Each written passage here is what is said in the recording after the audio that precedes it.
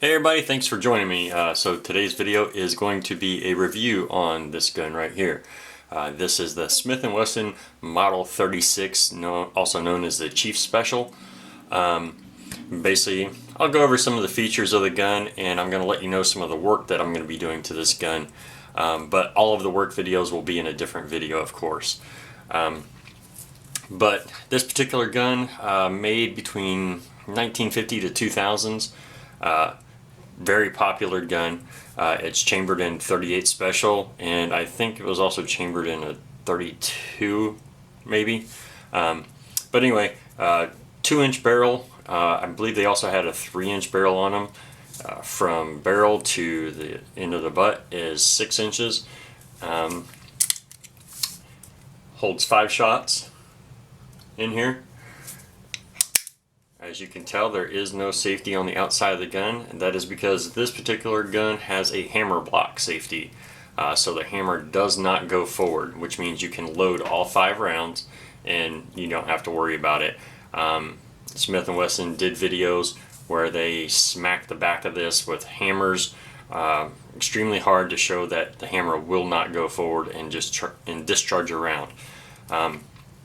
So that's the main safety for the gun. It will not fire unless you pull the trigger all the way to the rear. They also did a test where if the hammer was in this position, they would just tap this trigger. Basically, I don't know if I can do this, but and the hammer, the hammer doesn't go all the way forward because the trigger returns and the hammer block comes up to stop the hammer from going forward in case the trigger was just accidentally bumped really quick, and or whatever, if it was dropped in this position and the force would cause the trigger to dislodge. The trigger actually resets the hammer block before the hammer can go in. Okay, so it's basically a drop safety feature for the gun. Also, if the cylinder is out in the outward position, you are loading rounds, you cannot pull the hammer back. It won't go back. That's just another feature so that if the hammer was back and you were loading this, you didn't accidentally hit the trigger and discharge a round or something like that. So just another safety feature for the gun. Once the hammer is pulled back, the cylinder can't be opened, of course. That way it prevents the round from being misaligned to the barrel and being discharged and causing the gun to basically explode in your hand, which is never fun. So that's basically all the features. This does have the firing pin on the hammer, so I don't recommend dry firing it. I've had people dry fire them and say, and it not bother the guns. I've had other people dry fire them and say it does mess up the gun.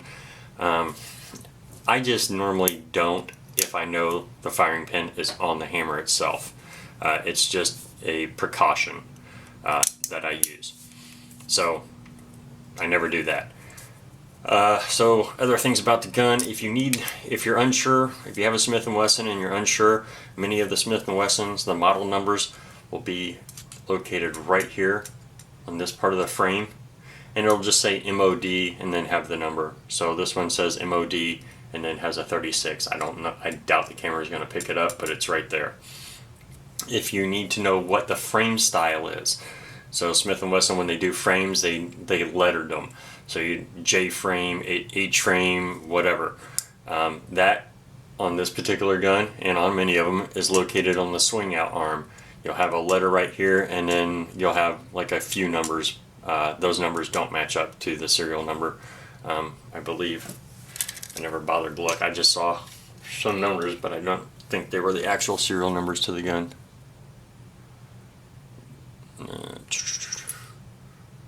No, they're not. Okay, so you'll just have some random little numbers there. It's probably something to do with the frame, what frame number it was or whatever. But then you'll have a small letter right here, and on this one it has a J. So we know that it's a Model 36 on a J frame. The serial number is located here on the gun. But overall, these are great guns. Smith & Wesson's always makes really good quality firearms, so really nice gun.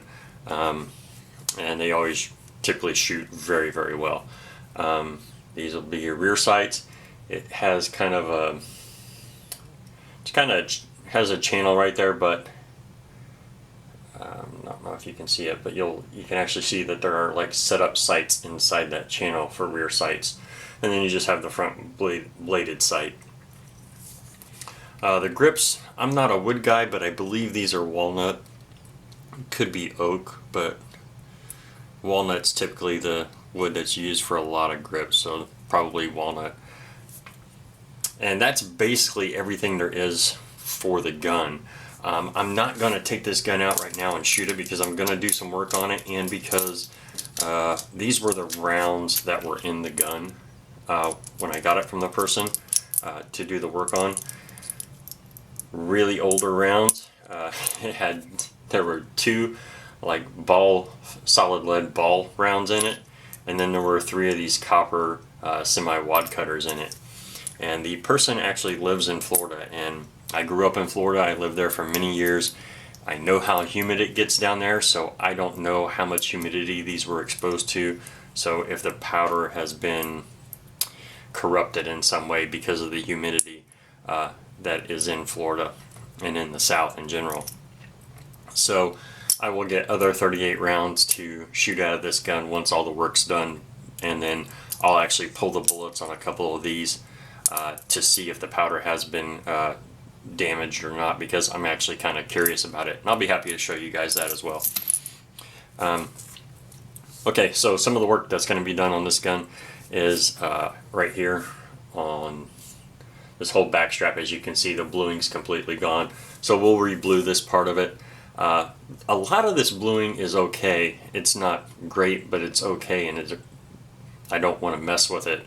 But there's spots where it's just completely gone. Up here towards the tip of the barrel on that side and this side, around the cylinder, the bluing has gone in different little spots, and that's mainly from the gun going in and out of a holster all the time.